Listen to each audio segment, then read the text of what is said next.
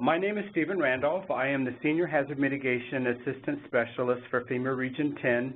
My experience with hazard mitigation planning goes back to 1998, and I am a city planner by profession.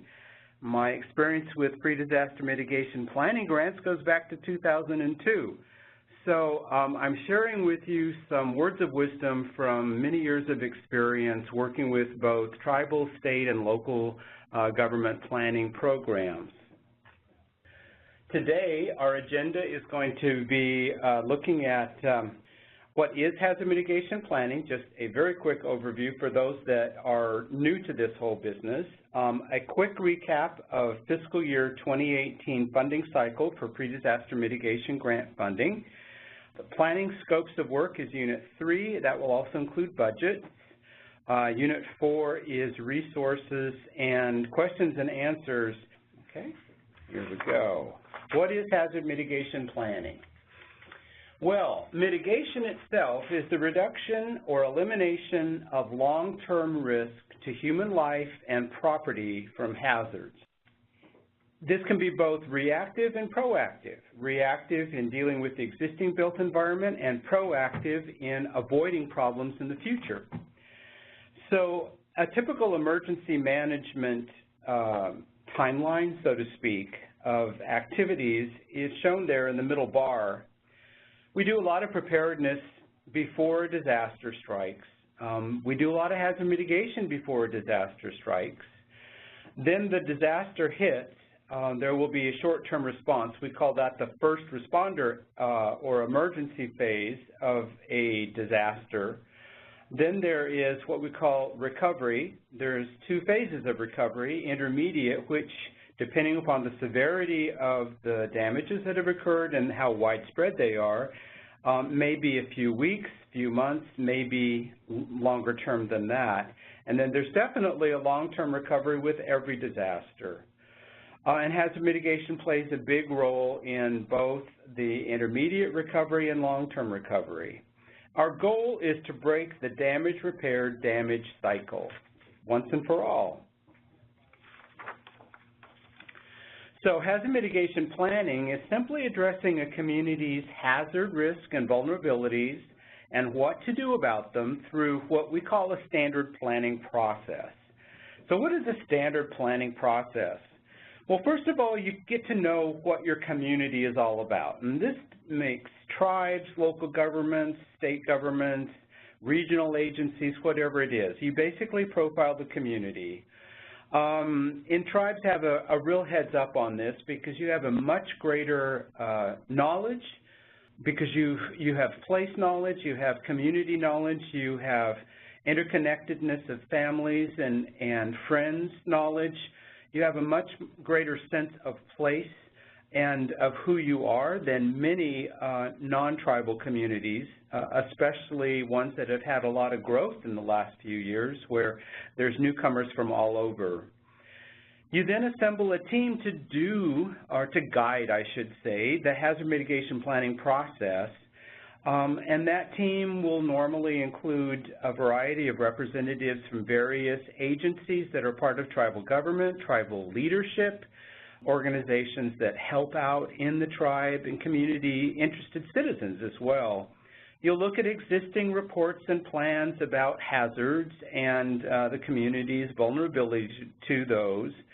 And after doing that, you will then look a little bit more thoroughly beyond perhaps those existing reports and plans. You may have to do some what we call risk assessment. You have probably a good bit of information from your existing reports about the hazards, but you may need to do some additional hazard analysis. And definitely you're going to need to do analysis of the vulnerability of your existing built environment and future planned growth areas to the existing hazards and to future conditions hazards as well. You're going to also want to identify ways to avoid putting human development in harm's way again in the future. Throughout all of this, you want to engage the community. But there are particular opportunities for engaging the community that are very valuable. One is in the hazard identification process itself.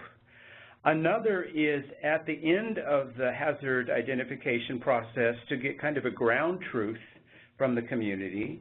And then you want to engage the community as you develop alternatives, the planning team develops alternatives to dealing with those vulnerabilities, and to select a specific set of strategies. You want to integrate then these strategies into various aspects of tribal government, your housing, health, natural resources, transportation, public infrastructure.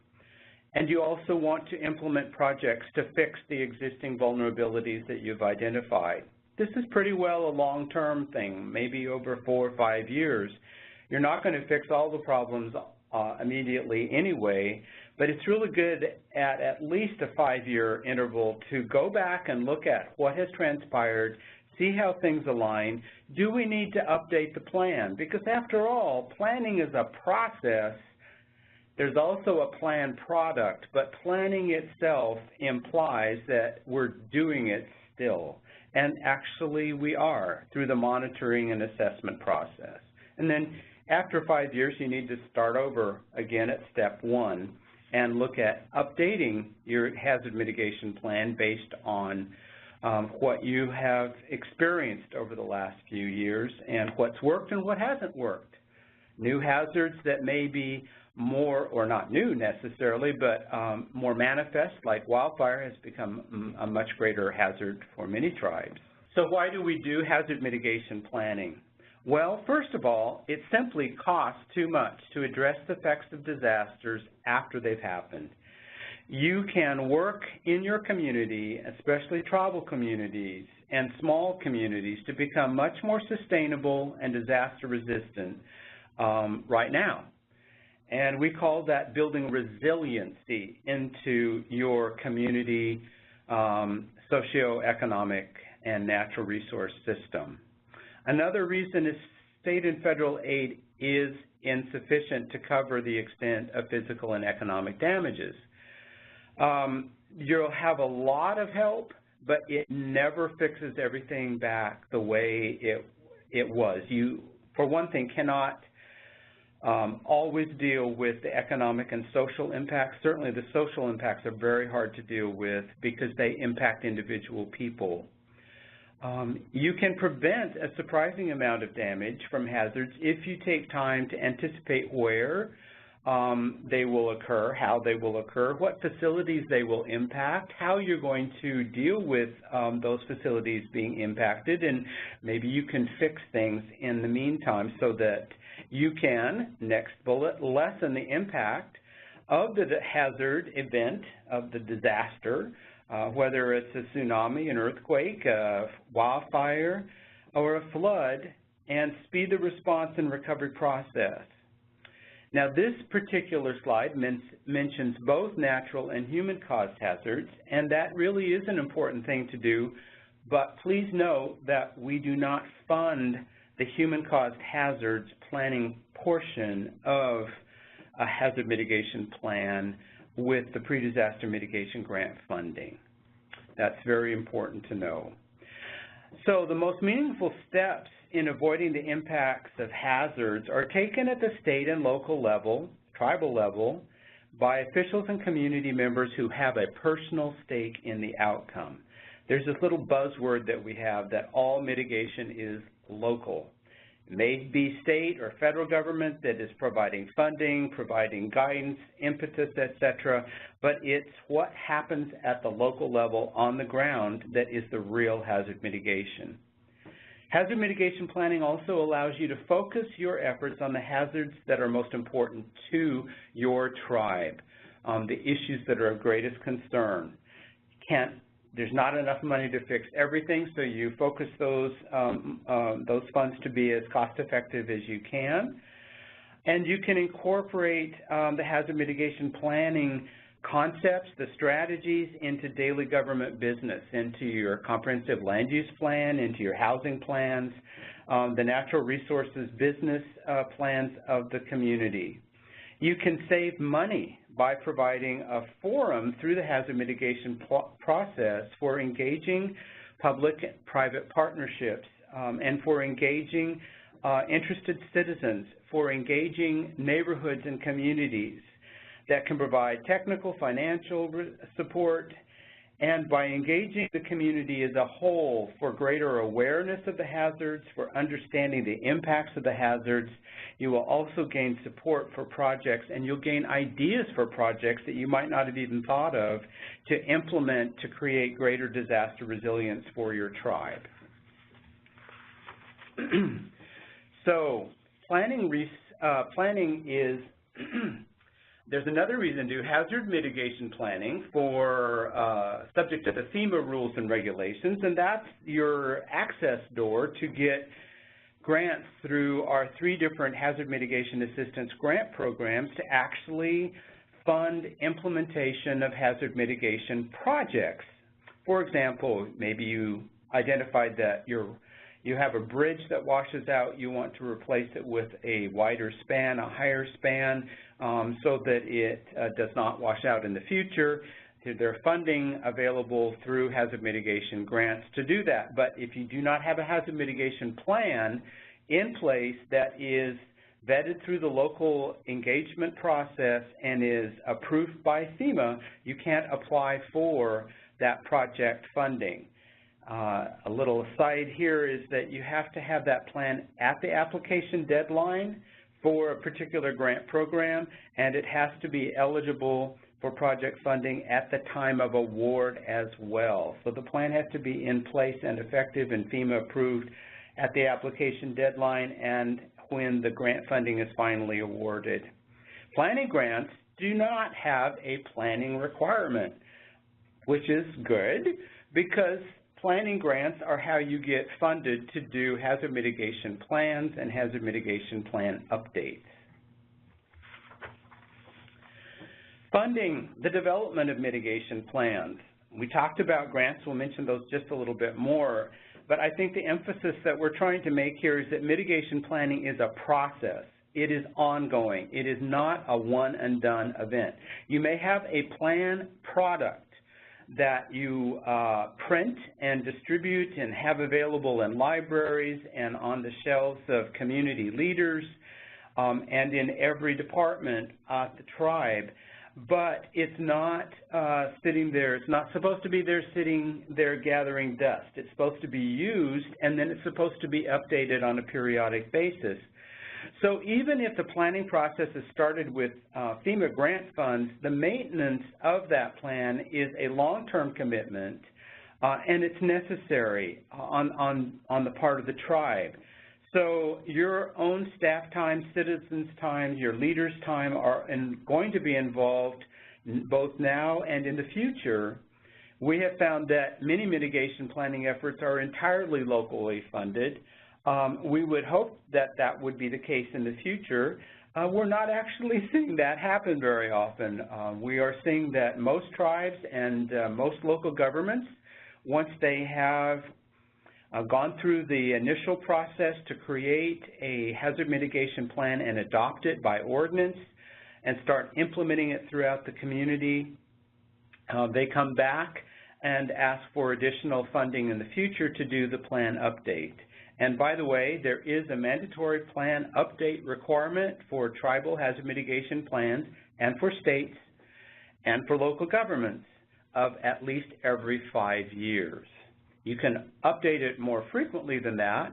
For example, if you have a major hazard event, like maybe there's a wildfire that does a tremendous amount of damage that makes the tribe want to go back and reassess the hazard mitigation plan to focus more on wildfire.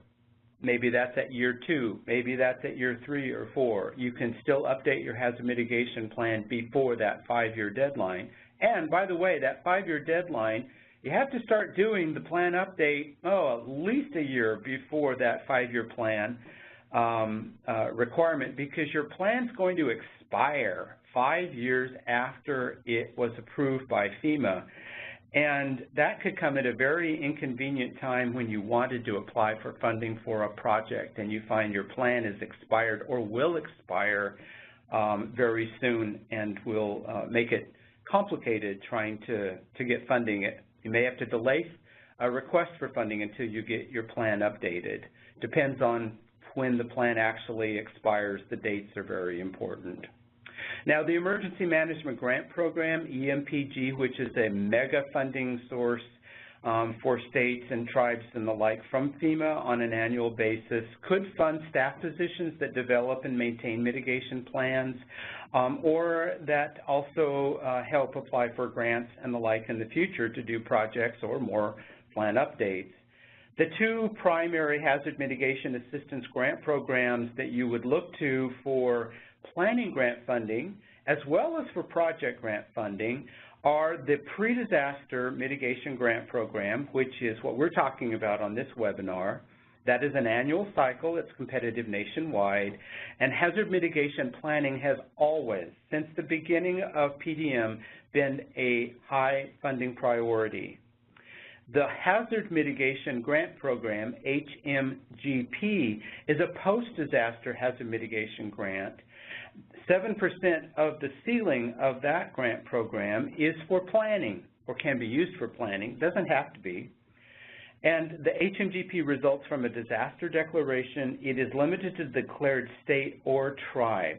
So you're not competing nationally for that. You're just applying for or developing projects and applications for plans and that sort of thing at the state or tribal level. And by the way, with certain exceptions in certain states that have constitutional barricades to this, most tribes here in the Pacific Northwest are able to apply through a state that has a disaster declaration for funding to prepare or update their hazard mitigation plan. And the State of Washington Emergency Management has provided planning, hazard mitigation planning funding out of their hazard mitigation grant disaster pots to many, many tribes for both initial plans and for plan updates. So Unit 2 is things you should know. PDMC 18 is open for business. As of October 1, 2018, the application period opened.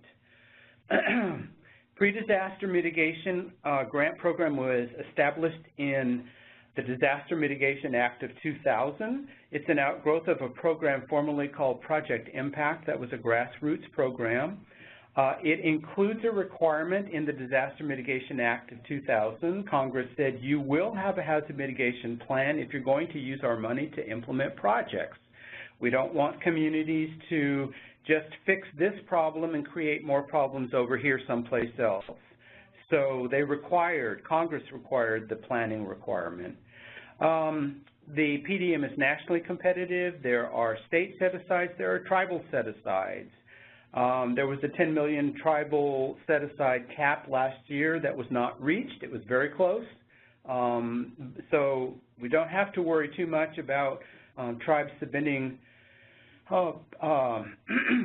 proposals and not getting funded for some of the common things like hazard mitigation plans. There's $235 million available for fiscal year 18. The non-federal share requirements are 10 to 25% depending, and we'll talk about that more. So for fiscal year 18, the funding priorities are, we talked about set-asides. State set-asides and tribal set-asides are number 1 and number 2 funding priorities. So what is a tribal set-aside? Each tribe that applies for Pre-Disaster Mitigation Grant Program funding, which tribes are eligible to apply direct to FEMA as long as they are federally recognized tribes. Each tribe qualifies for up to $575,000 in sub-applications. This can be project sub-applications or planning sub-applications that does not go into the national competition. And that's really important. So this is a great place for tribes to usually put their hazard mitigation planning sub-application requests, whether it's a new plan or update to an existing plan. The sub-application that sets forth all the various things that you want to do, the budget, et cetera, is usually included in the tribal set-aside that is proposed by each tribe. However, that set-aside can include small projects too. Maybe you have small culvert upgrades, or you want to do some flood elevations of a couple of buildings. As long as the total of those sub-applications is equal to or less than $575,000 and the projects are eligible, i.e. they're cost-effective, they're technically feasible, etc., then those projects don't go into the national competition. They're basically guaranteed to be funded as long as they are eligible. So that's a very important thing to know. The national competition itself is almost $190 million. And of that $190 million, $100 million has been set aside. Doesn't all have to be used, but it's been set aside for resilient infrastructure projects. And there are other PDM competitive priorities than for the other $90 million, of which planning is a high competitive priority. As I said, because it's tribal set-aside, in fact, all tribal planning sub-applications that are submitted get funded because they're less than $575,000 and they're fully eligible. So this explains a little bit more about the tribal set-aside. It's not in the competition. It means the sub-applications that total up to $575,000 will be funded as long as they are eligible. And we've never met a planning grant that wasn't eligible. It may need some work on the scope of work or budget before we can award it, but in concept, a hazard mitigation plan, new plan or plan update would be eligible. Okay. And this again caps on the PDM competitive funding, noting that hazard mitigation planning also goes into the competition.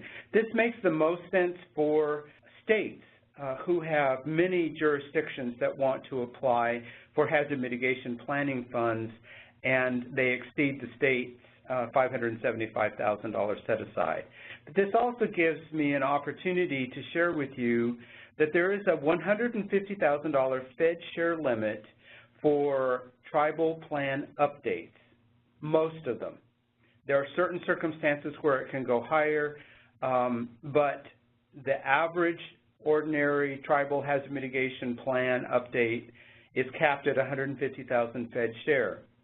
Typically, $150,000 is also a very good target for a new tribal hazard mitigation plan, although the actual federal share cap limit is $400,000 if justified. And I gave some examples there.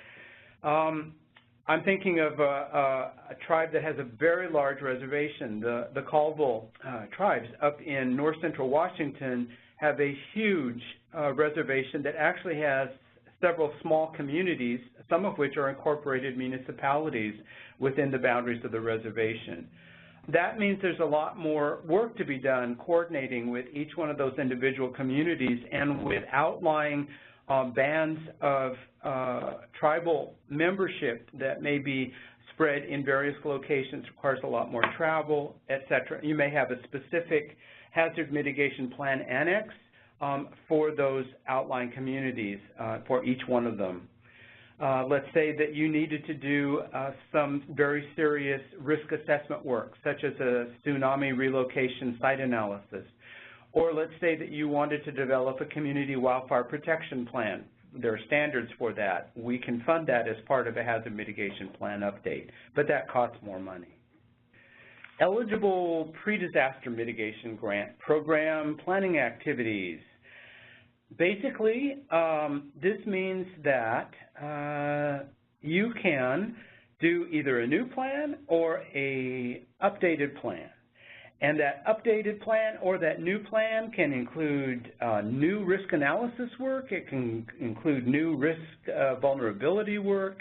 It can include examining future conditions that will impact the tribe and how those future conditions may impact. In other words, climate change-related research as applied to your tribal areas.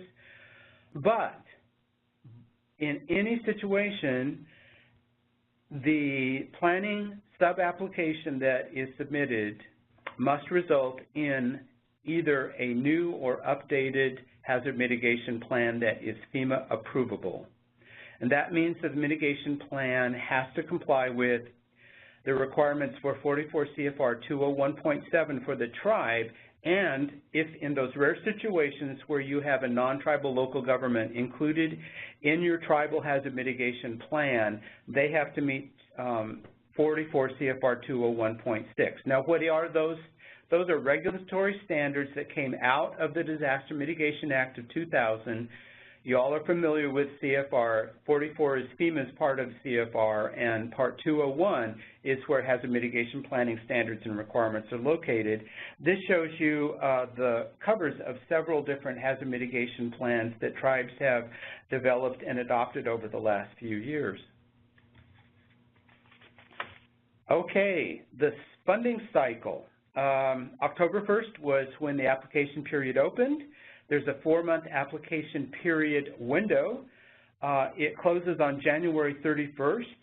That is the application deadline. I'm going to say here, please do not wait to January 31st to submit your grant application. So you submit a grant application in eGrants, but that grant application has your planning sub-application attached to it. What? We're used to doing grant applications to BIA for. I mean, we do a grant application, we put the scope of work in the grant application. Well, that's not how eGrants works. That's not how the FEMA program system works. You actually put your scope of work in a sub-application. You attach that planning sub-application and maybe a project sub-application to an overall grant application umbrella, and that grant application is what gets submitted. eGrants does most of the filling in of that grant application for you based on the sub-applications that you attached, but it is always a confusing process for tribes who are used to applying for a grant, one grant directly to another federal agency. Now, a couple of things here. Pre-award costs can start being counted as of October 1st. And there will be a regional review of all the grant applications and sub-applications that are submitted in February, and then in March and April there's national technical review.